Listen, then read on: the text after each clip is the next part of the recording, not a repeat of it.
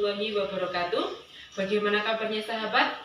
Yang kami harapkan sahabat dalam keadaan sehat dan selamat. Hari ini kita akan mempelajari materi tentang sistem perkembangbiakan pada tumbuhan dan hewan.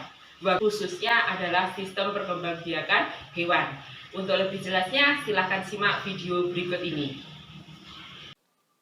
Kompetensi dasar dan tujuan pembelajaran pada kali ini adalah kompetensi dasar 3.2 yang menyatakan bahwa menganalisis sistem perkembangbiakan pada tumbuhan dan hewan serta penerapan teknologi pada sistem reproduksi tumbuhan dan hewan. Sedangkan tujuan pembelajaran pada pertemuan kali ini adalah siswa dapat menganalisis sistem perkembangbiakan pada hewan dan teknologi reproduksinya. Perkembangbiakan pada hewan. Perkembangbiakan pada hewan ada perkembangbiakan aseksual, yaitu tidak didahului dengan fertilisasi atau pertemuan antara sperma dan ovum. Yaitu ada tunas terjadi pada Obelia sp, Hydra, dan Aurelia. Kemudian yang kedua adalah fragmentasi. Fragmentasi terjadi pada cacing planaria. Dan yang ketiga adalah partenogenesis terjadi pada semut, lebah, kutu air, dan kutu daun. Sedangkan perkembangan seksual pada hewan diawali dengan terjadinya fertilisasi. Setelah terjadi fertilisasi nanti akan membentuk zigot.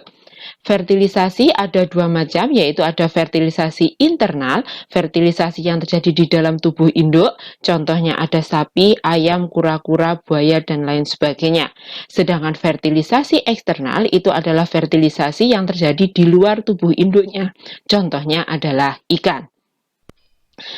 Klasifikasi hewan berdasarkan cara perkembangbiakannya ada 3, yaitu yang pertama vivipar atau disebut dengan hewan beranak, contohnya kucing, kelinci, dan lain sebagainya, kebanyakan ini adalah mamalia. Kemudian yang kedua adalah ovipar atau bertelur, contohnya ada cicak, kacang, katak, ikan, ayam, burung, itik, dan lain sebagainya. Dan yang ketiga adalah ovovivipar, yaitu yang bertelur dan juga beranak. Contohnya ada kadal dan berbagai jenis ular. Kemudian dilanjutkan struktur telur. Hewan ovipar nanti memiliki telur. Yang namanya telur ada beberapa struktur. Ada cangkang, ada kalaza, ada membran, ada putih telur, kuning telur, embrio, membran dalam dan membran luar, ada rongga udara. Setiap bagian-bagian telur itu memiliki fungsi sendiri-sendiri. Ada kalaza, itu adalah menjaga agar kuning telur tetap berada pada tempatnya. Kuning telur dan putih telur sebagai penyimpan cadangan makanan. Rongga udara menyediakan keperluan oksigen untuk embrio. Cangkang pelindung telur dari kerusakan atau goncangan. Dan juga dari kuman penyakit. Sedangkan perkembangan hidup hewan biasa disebut dengan metamorfosis. Metamorfosis adalah perubahan bentuk tiap tahap pertumbuhan dan perkembangan. Metamorfosis dibagi menjadi 2, yaitu ada metamorfosis sempurna dan metamorfosis tidak sempurna. Metamorfosis sempurna, di situ hewan dewasanya jauh berbeda dengan telurnya. Metamorfosis sempurna disebut juga dengan holometabola. Sedangkan metamorfosis tidak sempurna adalah proses pertumbuhan pada hewan yang tidak mengalami bentuk secara signifikan. Metamorfosis tidak sempurna disebut juga dengan hemimetabola.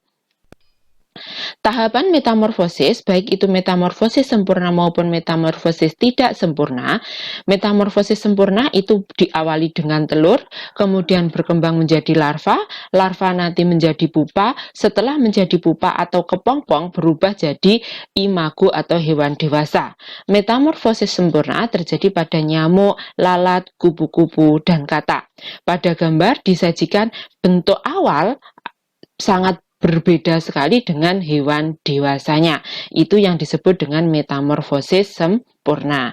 Sedangkan metamorfosis tidak sempurna, tahapannya telur, ada nimfa, ada imago, hewan atau hewan dewasa. Contohnya, hewan yang mengalami metamorfosis tidak sempurna itu ada belalang, cicak, kecoa, dan jangkrik.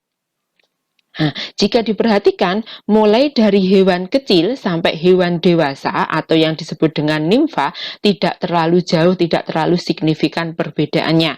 Sehingga itu yang membedakan antara metamorfosis sempurna dan metamorfosis tidak sempurna. Dilanjutkan ke teknologi perkembangbiakan pada hewan. Yang pertama ada inseminasi buatan. Di situ memasukkan cairan sperma dari jantan yang unggul ke saluran betina dengan bantuan manusia. Yang kedua adalah bayi tabung atau fertilisasi in vitro, proses mempertemukan sperma dengan sel telur di luar tubuh induk. Setelah terjadi pembuahan, maka embrio dimasukkan ke dalam rahim hewan betina. Yang ketiga adalah cloning, yaitu proses mengganti sel telur dengan sel somatis. Dan yang keempat adalah kawin silang atau hibridisasi, mengawinkan dua individu yang berbeda sifatnya sehingga diharapkan anaknya akan memiliki sifat yang berbeda dan yang pastinya adalah unggul. Demikian. Gimana sahabat? Yang kami harapkan sahabat akan lebih jelas, akan lebih memahami materi yang sudah disampaikan. Terima kasih. Wassalamualaikum warahmatullahi wabarakatuh.